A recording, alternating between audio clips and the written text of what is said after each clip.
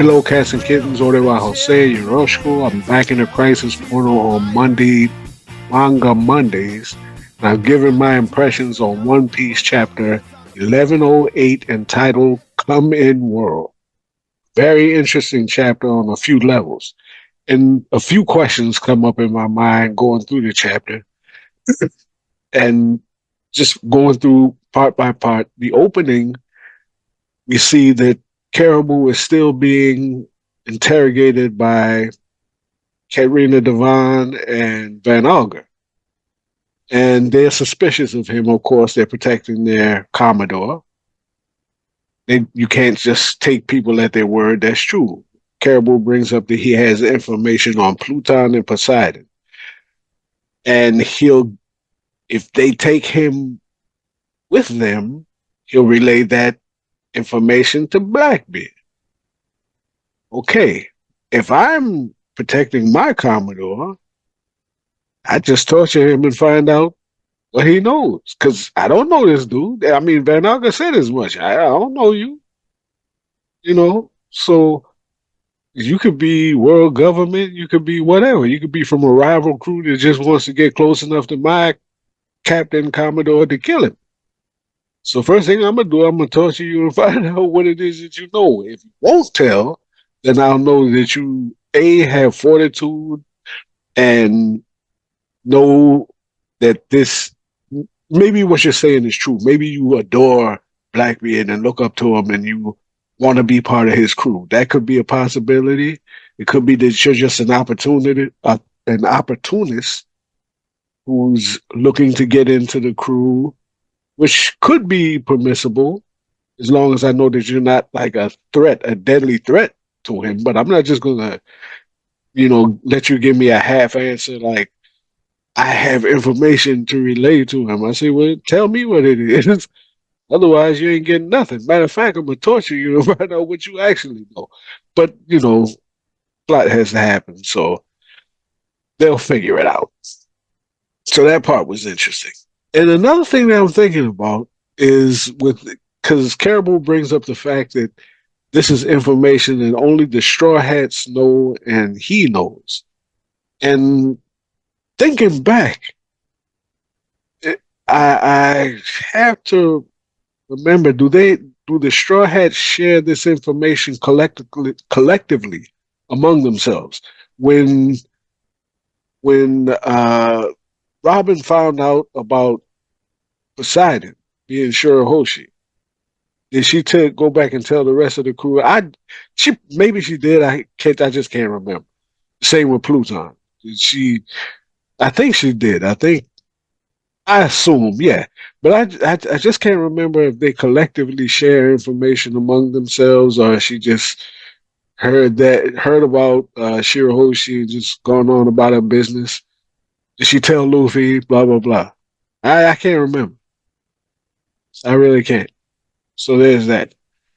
Anyway, going forward, I feel bad for the Marines. They're getting trounced. I ain't gonna say they're getting trounced, but they are taking a beating. They're taking it from the pacifistas. Heaven help them when the Kuma Seraphim jumps into this. They'll really be in trouble. But the Giants are stomping out the fleet. So, yeah, they're in a bit of trouble. And they get the drop on this Tosa. He's a Vice Admiral Tosa. He's got this, what you call them Rokoshiki techniques. I forget which one they call it, but it's the finger pistol. He's got like a strong finger pistol that he's about to let loose on Frankie, and the Giants come and save him. Save Frankie. Now, I take a little issue with this on a small level. To me, yeah, I would have gave Frankie. I'm not saying give him shine and have him defeat the Vice Admiral, but I kind of would have liked to see that Frankie had a plan as to how to get out of that. If the Giants weren't there and this dude rolled up on him, would Frankie have been able to get out of that situation? Or would he at least have had a plan I would have liked to hear him say, "Oh, to the Giants, thanks for the save. I was going to blast them with whatever, maybe a cooler burst or whatever, but it would have cost me a lot of cola and, save me some cola. You know what I'm saying? Something like that. Something like that. Because, like I say, the Straw Hats need to level up, and I just need to get a sense that they are formidable on the mid to lower tier. I wouldn't. I mean, if Tosa had rolled up on Zoro or Sanji, they'd have just got waxed. So if they'd have came up on Jinbei, he they'd have figured it out and just beat him down flat. Because again, the Straw Hats are top heavy. Their best fighters are extraordinary. It's just the bottom level to mid. I got questions. Anyway, I've been saying that too much though. Anyway, so they do find out that the Giants are there to help them. And another interesting thing is the Giants, it's the interaction between the Giants and Bonnie. No, that's going to come up later. Anyway, she asks the Giants to go help Luffy, and they say, of course, they they're gonna go. That's the whole purpose of them coming to Egghead was to get the Straw Hats and aid them in escape. Or at this point, it's not even an escape. It, they they've routed. They're routing, or they're in the process of routing the Buster Call. So I can't even call it an escape at this point. So she sends Dory and Bragi to go save Luffy, which brings us to there's a couple of other interactions, but they're not really of that much interest to me. Um, Here's where we get to the interesting part. Saturn is still in the process of he's leveling up or whatever. Whatever we got to figure out what Saturn is at some point. Okay, so he's facing off with Luffy and Sanji, which is cool. This could have made for some interesting fight. But way back, not way back, but when Saturn first made the scene, he popped up with some kind of jutsu or whatever that just froze people and they couldn't move. Hey, what was that, and why has he never tried to use it again? You know what I'm saying? Because in a situation like this, think about it. He's aware that the Nika fruit is the Nika fruit or whatever you want to call it is a problem. Luffy is a problem. He's not a pushover. He's Yonko level, blah blah blah, whatever. And Sanji is one of his top lieutenants, fighting the both of them at the same time. I'm not saying that Saturn. I can't say that Saturn couldn't beat Luffy 1v1 because I don't know what Saturn can do aside from turning into a grotesque monster. And I can't even see the benefit of that. I mean, he's like losing his mind. He's not even talking anymore. He's not even talking down to people anymore. Sanji even say, "Yo, look at his eyes, man. This dude ain't right." You know what I mean? He's losing his humanity and turning further into a beast, and he's coated with poison and all of that good stuff. But what does he do? What fruit did he eat? The spider fruit? Did he eat the demon fruit or whatever? But at some point, we got to figure out what he does. He can heal real fast. He can turn into a spider-looking thing or whatever that is. Does he shoot webs? Does he got spider sense? Does he got conqueror's hockey? Is that how he throws those people? Are we going to find this out soon, or I don't know. I'm a little frustrated with what he is, what he can do, and especially why hadn't he used that paralysis jutsu or whatever that was again ever? And because I don't know. Anyway, so there's that. So he attacks Sanji and Luffy. They have to dodge these attacks because now his um, body is coated with poison, so they have to, you can't take any unnecessary hits. And then Sanji, Sanji. I kind of feel bad for Sanji too because he hasn't been given an opportunity, I think, to shine either. Not saying going up against Saturn. I'm not even going to put that into the equation, but he didn't get a chance to properly strut his stuff against Kizaru, and now Kizaru buffaloes him again and lances Vegapunk, who was already on death's bed anyway. So Vegapunk's gonna die. That's a given. He's dead man. No question. So he just, it's over. But it's looking like a fail because for Sanji, because Luffy told him, get out of here. Say ignore him if he shouts or whatever. Just go ahead and take him away. And he was gonna at least hold off Saturn while uh, Sanji took off. And Sanji gets buffaloed by my man Kizaru. It's Kizaru, who's fast like light. Sanji's pretty fast, and he has observation hockey, so I don't know why he didn't see that coming. I don't know why Luffy didn't see that coming. Maybe Saturn's jutsu is eliminating his observation. I don't know. Anyway, so poor Vegapunk gets lanced once more, which, again, it doesn't really mean anything because he was going to die, but it does set something in motion that is interesting. Before we get to that,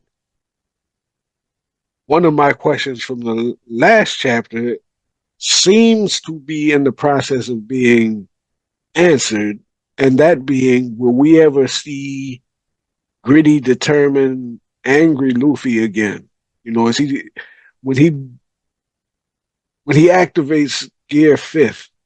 Is he always going to be giggling, laughing, and not that you know gritty, determined, angry, fighter that we're used to? And after Vegapunk gets scuttled, you see that great panel where he grabs Saturn by the head and clutches Kizaru in his other hand, and he's got this scowl on his face.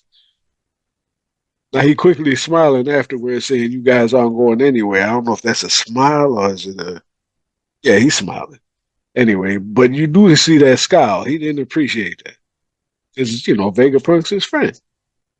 So are we going to see him get into a gritty battle, or is he going to still be giggling, laughing? Which is whatever. He is possessed by the spirit of Nika, so whatever. But I want to see if he can muster up some grit and get you a really old school Luffy fight. There's that. As for Vegapunk, he has activated some kind of contingency plan where it looks like in the event of his death, you see that little monitor going flatline, that might be it. It'd be nice if there was like a really good doctor around. You could stitch him back up and save him from the brink of death. But Chopper's too busy being cute and selling plushies, so he ain't gonna be able to help. Anyway, so it seems like this is his contingency plan. If I die, this broadcast goes out all over the world and tells people what? The truth about the world government. Uh, the announcement starts that says hello out there, come in world, and I am Dr. Vegapunk, a humble genius scientist. The question that I have here is, what is his status in the world? I'm just out of curiosity. Does the world view him as like a Edison, like I mean, like a Thomas Edison, what you call him, Einstein type, in that he is a public figure known by all, uh, so that when this information comes over to the Den Den Mushis or his face pops up on the screen. They say, "Oh, it's Vega Punk," and then he tells them this. They'll take it for truth. You know what I'm saying? What's his status to the world in general? So that when this message goes out, are people likely to believe it, whatever it is he's going to say? Um, yeah. And what is he going to say? Is he going to tell everybody the information behind the Void Century? Is he going to just tell them what? Is he going to tell them that somebody's sitting on the Iron Throne or whatever you want to call it, the seatless chair or whatever, is the secret emperor, this, Palpatine like dude, this reigning terror on them 24/7? Will Emu or whatever he calls himself use that destructive fire device to obliterate Egghead before the announcement goes out? I don't know if he can get it together fast enough. I don't even know. We don't even know what that device is, or how is it a plane? Is it a what? So is it, where does it shoot from? Can they get it over here fast enough to destroy the island and kill everybody before the message goes out? I doubt it. This is a message just being transmitted immediately. So putting that device, that death ray or whatever it is, into action to destroy Egghead seems out of the question to me. So but it's wide open at this point. So I'm just curious as to how the world views Vegapunk in general, so that when he makes this announcement, will it cause the revolution that he likely expects it to? Because this will just throw the whole world into disorder. People will revolt against the world government. It's an interesting fallback plan, and I'm curious to see how this next chapter is going to be bonkers. It's going to be bonkers. They might do the announcement running at the same time as Luffy's battle against Saturn and Kizaru, and that be the whole chapter from the beginning of the announcement to the end, and whatever the decision of that fight is. And then maybe we'll find out what happens to Zoro too. You come back wearing Rob Lucci's skin as a coat. Hopefully, that's embarrassing still. Anyway, this chapter is going to rise or fall on what happens next. But in and of itself, it was a great chapter. I enjoyed it. So that's it. Hope you like the chapter. Let me know what you think in the comments. Till next week, stay loose.